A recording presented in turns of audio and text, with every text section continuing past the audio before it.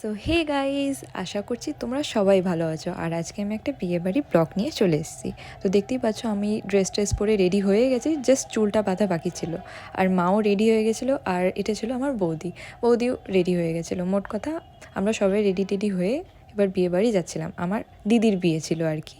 তো এত সুন্দর প্যান্ডেল হয়েছিল যে আমি এখানে একটা ফটো তুলবো, আমার এখানে ফটো তোলাই হয়নি।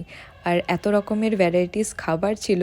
আমি পান তো খাই না, কিন্তু তাও মানে দেখে এত সুন্দর লাগছিলো যে আমি ভাবলাম একটা খাই, কিন্তু পানের গন্ধই সহ্য হয় না। আর এই দেখো দিদি, এত জনা মানে এত ভিড় ছিল কি আমি ফটোই তুলতে পাইনি, জাস্ট একটা গ্রুপ সেলফি নিয়েছিলাম। আর এটা হচ্ছে পুরো বিয়ের মণ্ডপ, মানে যেখানে বিয়ে হবে আর কি। তো আমাদের বর চলে এসেছিলো, আমি তো সবটা দেখাতে পারিনি, ওই জন্য হালকা হালকা ক্লিপ নিয়ে তোমাদের দেখাচ্ছি। তো এটা হচ্ছে দিদির বর, মানে যার সাথে বিয়ে হবে আর কি। দেখতেই পাচ্ছ কি দারুণ করে এন্ট্রি হলো, বিয়েটাও সেরা হয়েছে। আর বিয়ের কিছু মুহূর্তগুলো আমি ক্যাপচার করেছিলাম, যাতে মানে ভালো লাগে আর কি বিয়ের কিছু দেখতে। তো আমিও এটা ক্যাপচার করে নিয়েছিলাম আর তোমাদের সাথেও শেয়ার করছি। এটা সেই পান পাতা যেটা সরায়, আর সিঁদুর দানটাও আমি নিলাম, মালা বোতলটাই শুধু নেওয়া হয়নি, নাহলে খুবই বড় হয়ে যাচ্ছিল ব্লগটা, আর অত বড় আপলোডও হয় না, মানে খুব টাইম নেয়। তো এইটুকুই ছিল আজকের ব্লগটা। যদি নেক্সট পার্ট দেখতে চাও তাহলে আমাকে বলে দিও। তো আজকের জন্য টাটা।